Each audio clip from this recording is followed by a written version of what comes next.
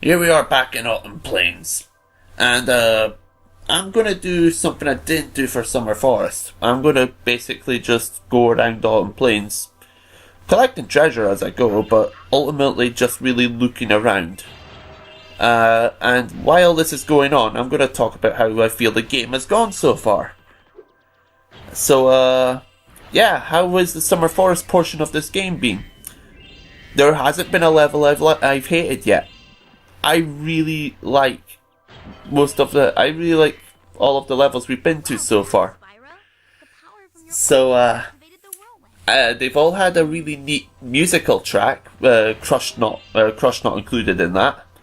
And they've all had a really nice look to them. I think this game looks lovely throughout the entire thing. But Summer Forest levels, quite a few of them are probably standouts to me. Like, I really like Aquaria Towers, how it looks. I really like Glimmer. I really like Idle Springs.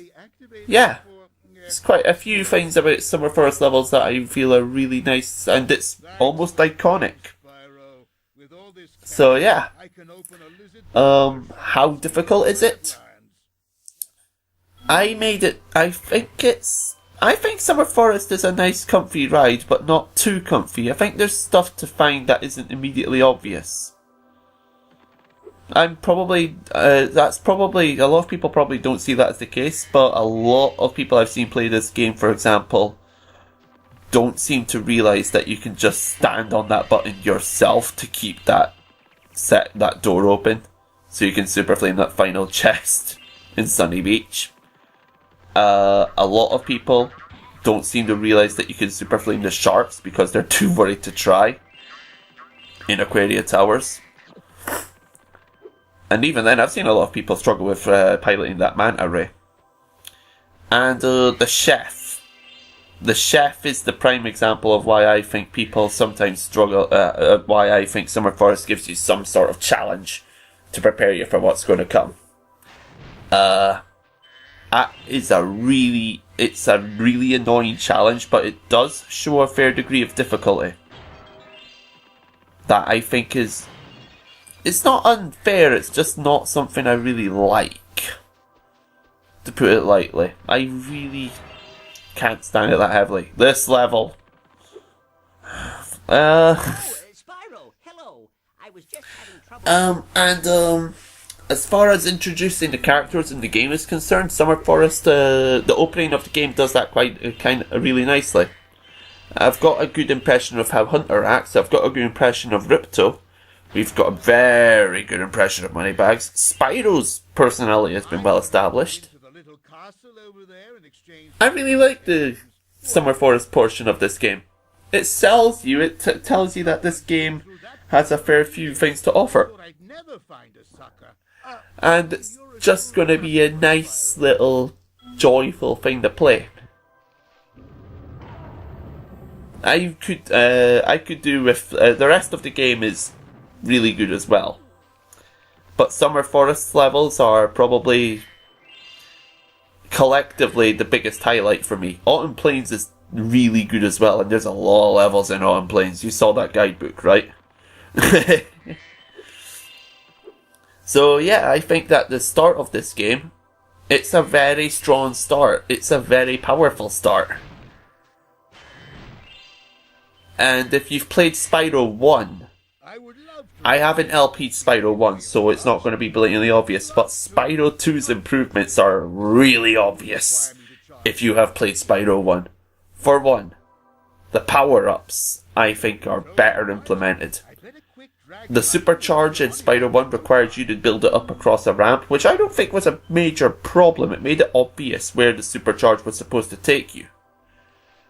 But this game, just having it as a power-up gate is very useful and very handy. Similarly, the Super Flame. In Spyro 1, it was just a more powerful flame breath that looked exactly like the ordinary one and allowed you to destroy metal. This one, it's a massive bloody fireball. Thirdly, swimming. Spyro is one of the best characters I've played a water level with. Platforming 101, if the wall looks different, hit it.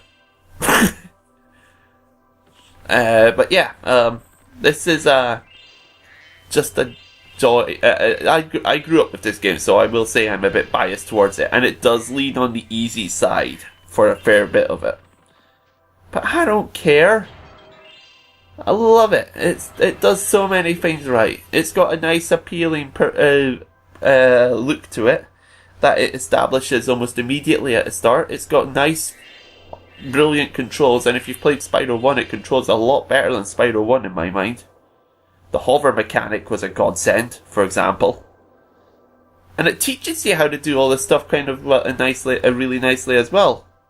One of the orbs in Summer Forest has you do the jump, then the glide, then the hover, and then you have to do your longest glide to get the orb. It's like a training montage of sorts. This game it's right. I feel it does what it set out to do and more. It's lovely. The opening of the game is really nice. The middle portion, I feel is better. The middle portion is just as good in my mind. So why don't we get on with that? So that's me just going all around Alton Plains, and that means that I'm not going to be unlocking portions of it as I progress from now on, because I think I've got everything to unlock. I've not got every gem. So I will be looking for gems later on, but that wasn't the point of me doing that. I knew I wanted to talk a little bit about Summer Forest after doing it.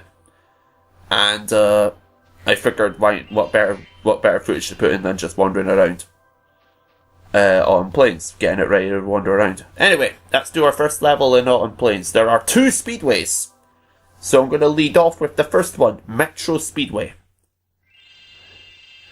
And speedways don't have an intro cutscene, so why am I still shut up? Right, Metro Speedway. Very different to Ocean Speedway.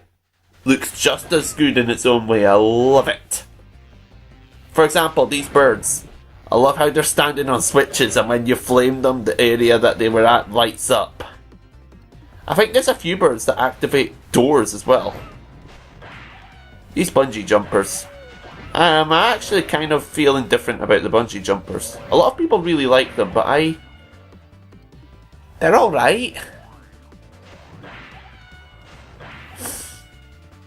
Nothing special in my opinion, they're just alright. Right, Metro Speedway.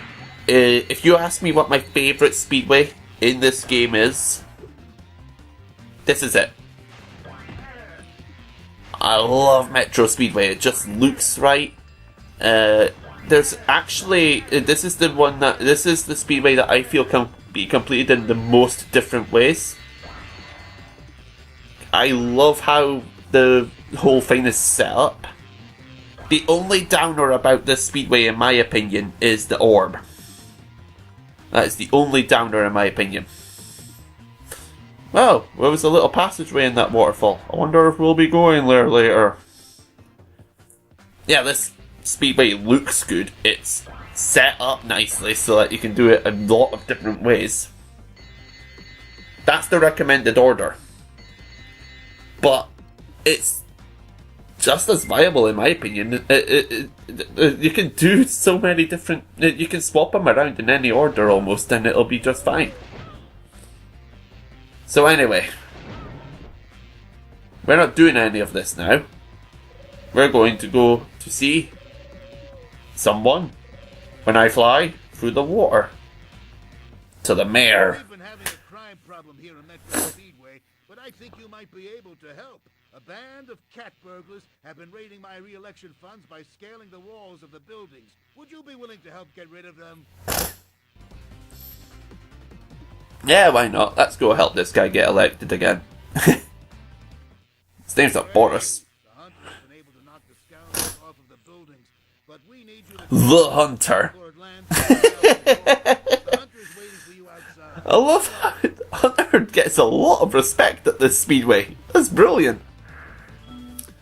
You'll probably notice, by the way, at the bottom there, when these orb challenges begin, they've got a difficulty meter. I find that it's very inaccurate most of the time. Like, it really isn't that accurate a lot.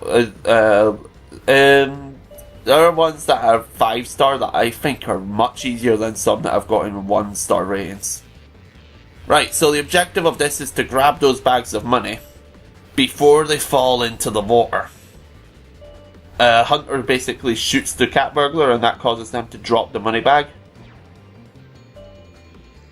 And it's your job to catch them before they hit the water, or in that case the floor. I don't see why that would be a loss. In this one, I will admit, is kind of tricky to get down initially. Partly because there's this one. But, yeah.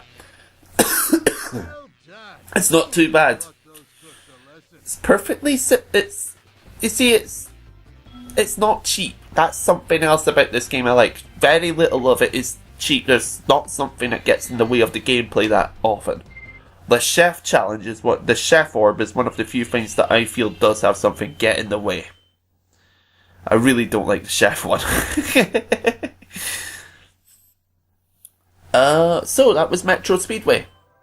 I love the music in that level. I love how it looks. I love the setup of the speedway. One of my favourite levels in the game. But that's not a proper level, is it? So we need to do what we've been doing throughout summer first and end off this part with a cutscene teasing you a little bit. So what level should we do? Oh, I don't know. What's an iconic level for Spyro 2? Maybe if it appeared at the title screen, that would make it something that we would probably want to see ASAP. I know! Skilos Badlands! This is another one of my favourite levels. So let's just dive in. Next time we meet, we will be at the Skilos Badlands. I will see you in part 9, I think. I can't remember.